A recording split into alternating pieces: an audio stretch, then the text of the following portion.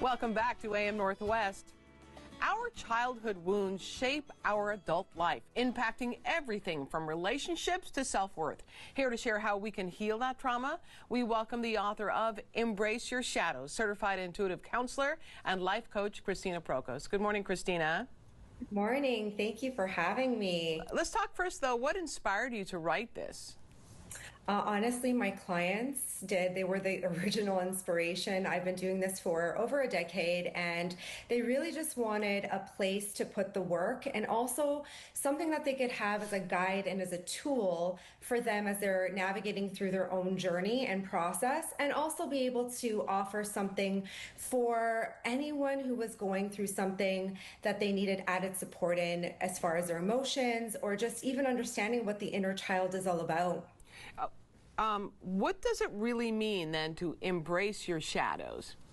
It really means learning how to embrace your big feelings, shame, rejection, loneliness. It really is all about learning how to tap into those types of emotions that really do guide our experiences every day. You talk about shadow emotions. What are they? So the shadow emotions are emotions like deep loneliness, rejection, shame, fear, guilt. That's what we lead with every single day. And it's an opportunity for us to really learn how to kind of navigate our emotions through understanding that these big feelings matter. And these shadow parts of us are leading every single day, and they're attracting how we navigate our relationships and how we view our world. You say it isn't about healing yourself, really, right? It's more about accepting yourself. Yeah, I don't believe that anyone is broken or that somebody has to fix themselves. Sure. It really is just about understanding that if we could just really feel our emotions and accept them, we would be in a less resistant state, and we'd have the opportunity to really connect with our true self. Was there a personal experience that led you to this? I was a highly intuitive child and super sensitive. I was told to just kind of push through your emotions, be mentally strong, and not really kind of tap into your own sense of regulation.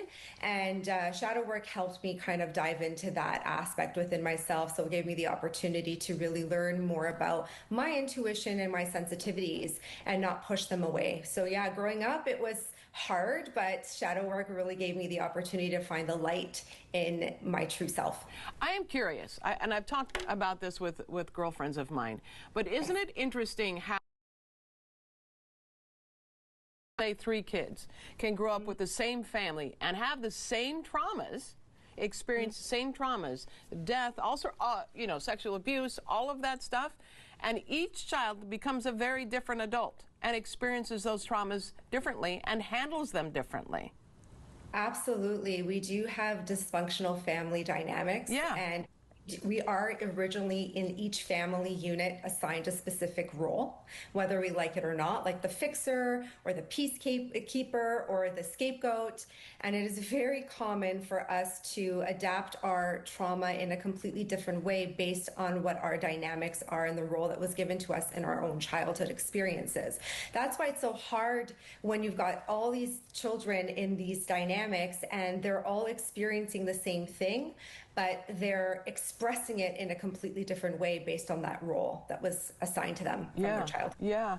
I think of it because, with the holidays coming up, we're going to all be back together again. And we go right back to that, the way we were when we were kids. It's fascinating how that happens. Yes. We initially go back to our triggers from our childhood and our coping mechanisms. Right. When someone feels stuck or overwhelmed, where is the best place to start? I would honestly ask if you could just kind of tap into registering what your triggers are and your coping mechanisms, kind of assess what's happening in your life. Awareness is really important. When you're starting off in any process, it's just like tuning in, checking in, becoming aware of what isn't working in your life right now, and just even writing it all out so that you could start developing an internal dialogue with your process. And then really tapping into understanding your feelings and how you're coping with these feelings would be a great way to start. Another thing I would recommend is asking yourself, like, what part is asking yourself right now that needs to be seen? Just getting into a process of asking yourself questions so that you can give yourself a little bit more context around what's going on. What are you hoping people walk away after reading Embrace Your Shadows? What do you want them to walk away with? What should they learn? I think that it really is just about coming back to registering that you're not alone and that there is a little version of yourself that does exist and wants your attention and wants you to connect with them. And it really is just about empowerment, how you could just feel a sense of empowerment and feel regulated within yourself. That's kind of the main objective. I just want people to kind of really connect with feeling empowered and have a sense of self.